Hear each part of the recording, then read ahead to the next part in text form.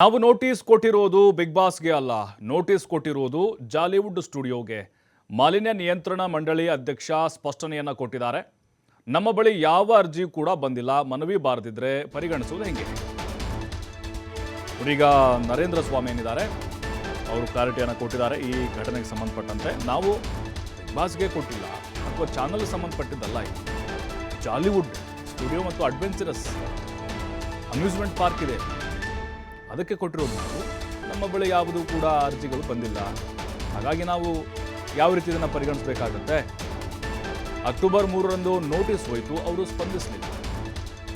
ಅಂದರೆ 2 ಬಾರಿ ಹೋಗಿದೆ. ಇನ್ನೋವೇಟಿವ್ ಅನ್ನೋ ಸಂಸ್ಥೆಗೆ ಅನುಮತಿ ಇತ್ತು, ಆದರೆ ಅವರು ಅನುಮತಿ ರಿನ್ಯೂವಲ್ ಮಾಡಿಕೊಂಡಿಲ್ಲ. ಇದರ ಬಗ್ಗೆ ನರೇಂದ್ರ ಸ್ವಾಮಿ ಅವರು ಸ್ಪಷ್ಟನೆಯನ್ನು ಕೊಟ್ಟಿದ್ದಾರೆ. ಶೋಕಾಸ್ ನೋಟಿಸ್ ನನಗೆ ಅವರು ಮಾತಾಡಿಲ್ಲ. ನಿಮ್ಮ ಮುಖಾಂತರ ವಿಷಯ ನನಗೆ ಅರಿವು ಬರ್ತಾ ಇದೆ. ಸ್ಪಷ್ಟವಾಗಿ ಹೇಳ್ತಾ ಇದ್ದೀನಿ, ಆ ಒಂದು ಜಾಲಿವುಡ್ ಸಂಸ್ಥೆಗೆ ಕ್ಲಿಯರ್ ನೋಟಿಸ್ಗಳನ್ನ ಹಲವಾರು ಸಂದರ್ಭದಲ್ಲಿ ಮಂಡಳಿ ನೀಡಿದೆ.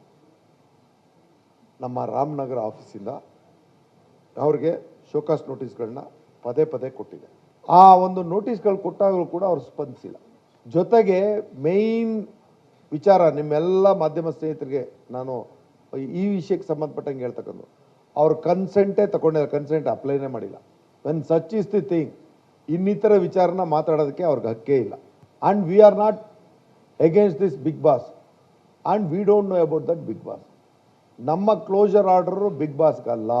ಫಸ್ಟ್ ಕ್ಲಾರಿಫೈ ಮಾಡ್ತಿದ್ದೀನಿ, ಬಿಗ್ ಬಾಸ್ಗೆ ಮಾಲಿನ್ಯ ನಿಯಂತ್ರಣ ಮಂಡಳಿ ಯಾವುದೇ ಒಂದು ನಿಯಂತ್ರಣವನ್ನು ಇಟ್ಟಿಲ್ಲ.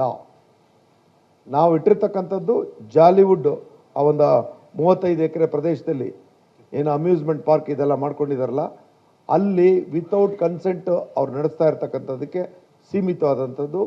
NPD ಇಶ್ಯೂ ಆದದ್ದು ಸೆಪ್ಟೆಂಬರಲ್ಲಿ. ಅದನ್ನು ಸೆಪ್ಟೆಂಬರ್ 16 ನಮ್ಮ SLEC ಮೀಟಿಂಗಲ್ಲಿ 26 ಜನ ನಿರ್ದೇಶಕರು, ಅಂದರೆ ವಿವಿಧ ಇಲಾಖೆಗಳ ಮುಖ್ಯಸ್ಥರು ಮತ್ತು ಸರ್ಕಾರದ ನಾಮನಿರ್ದೇಶಿತ ಸದಸ್ಯರು ಸೇರಿದಂತೆ ನನ್ನ ಅಧ್ಯಕ್ಷತೆಯಲ್ಲಿ ನಡೆಯುವಂಥ ಸಭೆ, ಅದರಲ್ಲಿ ಅಂತಿಮವಾದಂಥ ನಿರ್ಣಯನ ಸೆಪ್ಟೆಂಬರ್ 30ಕ್ಕೆ ನಾವು ನಿರ್ಣಯಿಸಿದ್ದೀವಿ. ಅದರ ನಂತರ ನಾವು ಇವತ್ತು ಸೆಪ್ಟೆಂಬರ್ 16ಕ್ಕೆ ನಾವು ಅದನ್ನು ನಿರ್ಣಯಿಸಿದ್ದೀವಿ. 16 ಆದಮೇಲೆ ನಾವು ಕ್ಲೋಜರ್ ಆರ್ಡರ್ನ ಇಶ್ಯೂ ಮಾಡೋದು 6ನೇ ತಾರೀಕು. ಜಸ್ಟ್ ಇಮ್ಯಾಜಿನ್, ಇದೇನು it is not surprise issue ಅಲ್ಲ. They are well aware of all these thing. ಆ ಜಾಲಿವುಡ್ ಅವ್ರಿಗೆ ಈ ಎಲ್ಲ ವಿಚಾರ, ಅವರು ಮೋಸ ಮಾಡೋದು ಬಿಗ್ ಬಾಸ್ಗೆ ಅವ್ರು ಮೋಸ ಮಾಡಿದಾರೋ ಏನೋ ನಾವು ಗೊತ್ತಿಲ್ಲ. But the premises belongs to Jollywood. ಆ ಪ್ರಿಮಿಸಸ್ ಅಲ್ಲಿ ಬಿಗ್ ಬಾಸ್ ನಡೀತಾ ಇರೋದು ನಮಗೆ ಗೊತ್ತಿಲ್ಲ, ನಾವು ನೋಟಿಸ್ ಕೊಟ್ಟಿರೋದು ಜಾಲಿವುಡ್ಗೆ ಮಾತ್ರ. ಸ್ಪಷ್ಟವಾಗಿರ್ತಾರೆ, ನಾವು ಬಿಗ್ ಬಾಸ್ ಕೊಟ್ಟಿದ್ದೀವಿ, ಅಲ್ಲೇನು ನಡೆಸ್ತಾ ಇತ್ತು 35 ಎಕರೆ ಪ್ರದೇಶ ಅಮ್ಯೂಸ್ಮೆಂಟ್ ಪಾರ್ಕ್ ಇದೆ, ಅವ್ರು ಕೊಟ್ಟಿರೋದು. ಅಲ್ಲಿ ಬಿಗ್ ಬಾಸ್ ನಡೀತಾ ಇರೋದು ನಮಗೆ ಗೊತ್ತೇ ಇರಲಿಲ್ಲ. ನಾವು 27 ನಿರ್ದೇಶಕರ ಸಭೆಯನ್ನು ಮಾಡಿದ್ವಿ. ಜಾಲಿವುಡ್ನವರು ಬಿಗ್ ಬಾಸ್ಗೆ ಮೋಸ ಮಾಡಿರಬಹುದು. ಈ ವಿಚಾರದಲ್ಲಿ DCಗೆ ನಿರ್ಣಯ ಕೈಗೊಳ್ಳೋಕೆ ಬರೋದಿಲ್ಲ. ನೋಡಿ, ಇನ್ನೂ ಇದ್ರ ಬಗ್ಗೆ ಸ್ಪಷ್ಟನೆ ಸಿಗ್ತಾ ಇಲ್ಲ. ಅಂದರೆ 10 ದಿನಗಳ ಕಾಲಾವಕಾಶ ಜಿಲ್ಲಾಡಳಿತ ಕೊಟ್ಟಿದೆ ಅಂಥೇಳಿ ಅವ್ರಿಗೂ ಕೂಡ ಇಲ್ಲಿ ಅವಕಾಶ ಇಲ್ಲ, ಅಧಿಕಾರ ಇಲ್ಲ. ಮೊದಲು ಅರ್ಜಿ ನಮಗೆ ಬಂದೇ ಇಲ್ಲ, ಅವರು ಕನ್ಸಲ್ಟೆಂಟ್ಗೆ ಅಪ್ಲೈ ಮಾಡಿಯೂ ಇಲ್ಲ. ನಾವು ಯಾರಿಗೂ ಕೊಡಲ್ಲ ಅಂತ ಹೇಳಿ ಪರಿಸರ ಕಾಳಜಿ ಇಟ್ಕೊಂಡು ಯಾರೇ ಮಾಡಿದ್ರು ಓಕೆ, ಆದರೆ ಅವರು ಅರ್ಜಿನ ಹಾಕ್ಕೊಂಡಿಲ್ಲ ಅಂಥೇಳಿ ನರೇಂದ್ರ ಸ್ವಾಮಿ ಅವರು ಹೇಳಿದ್ದಾರೆ.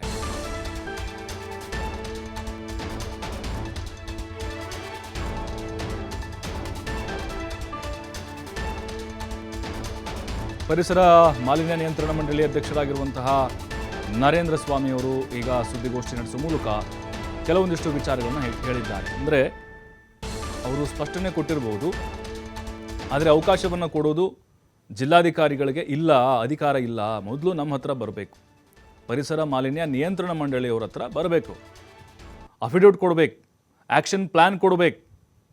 ಆ್ಯಕ್ಷನ್ ಪ್ಲ್ಯಾನ್ ಕೊಟ್ಟಿದ್ರೆ ನಾವು ನೋಡ್ಬೋದಾಗಿತ್ತು. ಮತ್ತು ಅಕ್ಟೋಬರ್ 3ರಂದು ಅವರಿಗೆ ನೋಟಿಸ್ ಹೋಯಿತು. ನಾವು ಫೈಲ್ ಪುಟಪ್ ಮಾಡಿದಾಗ ಬಿಗ್ ಬಾಸ್ ಅವಾಗ ಇರಲಿಲ್ಲ.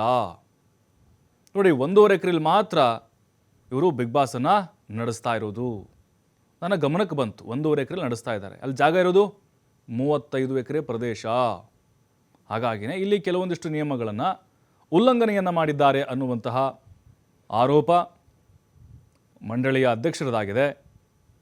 ಜೊತೆಗೆ ಈ ಹಿಂದೆ ಅವರಿಗೆ ನೋಟಿಸ್ ಕೂಡ ಕೊಟ್ಟಿದ್ದರು, ಅವರು ಅದಕ್ಕೆ ಸ್ಪಂದಿಸಿರಲಿಲ್ಲ. ಮತ್ತು ಅನುಮತಿ ಏನಿದೆ, ಪರ್ಮಿಷನ್ ರಿನಿವಲ್ ಮಾಡಿಕೊಂಡಿರಲಿಲ್ಲ. ಹಾಗಾಗಿನೇ ಅಂತಿಮವಾಗಿ ಕ್ರಮ ತೆಗೆದುಕೊಳ್ಳಲೇಬೇಕಾಯಿತು. ನಾವು ನೋಟಿಸನ್ನು ಕೊಟ್ಟಿರೋದು ಬಿಗ್ ಬಾಸ್ಗಲ್ಲ ಅಥವಾ ಆ ಖಾಸಗಿ ಚಾನಲ್ಗಲ್ಲ, ಜಾಲಿವುಡ್ ಏನಿದೆ, ಜಾಲಿವುಡ್ ಅನ್ನುವಂತಹ ಈ ಅಮ್ಯೂಸ್ಮೆಂಟ್ ಪಾರ್ಕ್ ಏನಿದೆ 35 ಎಕರೆ ಪ್ರದೇಶದಲ್ಲಿ, ಅವ್ರಿಗೆ ಕೊಟ್ಟಿರೋದು ಅನ್ನುವಂತಹ ಸ್ಪಷ್ಟನೆಯನ್ನು PM ನರೇಂದ್ರ ಸ್ವಾಮಿ ಕೊಟ್ಟಿದ್ದಾರೆ. ಅಂದರೆ ಅವಕಾಶ ಇದ್ದಿದ್ದು ಇನೋವೇಟಿವ್ ಅನ್ನುವಂತಹ ಸಂಸ್ಥೆಗೆ ಆರಂಭದಲ್ಲಿ. ಅದಾದಮೇಲೆ ಈ ಜಾಲಿವುಡ್ ಅನ್ನುವಂತಹ ಸಂಸ್ಥೆ ಅಲ್ಲಿ ಕಂಪ್ಲೀಟ್ ಆಗಿ ಅದರ ಜವಾಬ್ದಾರಿಯನ್ನು ತೆಗೆದುಕೊಳ್ಳುತ್ತೆ. ಅದಾದ ಮೇಲೆ ಪರಿಸರ ಮಾಲಿನ್ಯ ನಿಯಂತ್ರಣ ಮಂಡಳಿಯಿಂದ ಅವ್ರಿಗೆ ನೋಟಿಸ್ಗಳು ಹೋಗಿರುತ್ತೆ. ಆದರೆ ಆ ಕಡೆಯಿಂದ ಯಾವುದೇ ರೀತಿಯಾದಂತಹ ಸ್ಪಂದನೆ ಸಿಕ್ಕದೇ ಇದ್ದಾಗ ನಾವು ಈ ನಿರ್ಧಾರವನ್ನು ತೆಗೆದುಕೊಳ್ಳಲೇಬೇಕಾಯಿತು. ಬಿಗ್ ಬಾಸ್ ವಿರೋಧಿಗಳ ನಾವು ನೋಡಿ, ಬಹಳ ರೀತಿಯಲ್ಲಿ ರಾಜಕೀಯವಾಗಿ ಚರ್ಚೆ ಆಗ್ತಾ ಇದೆ ಇದು.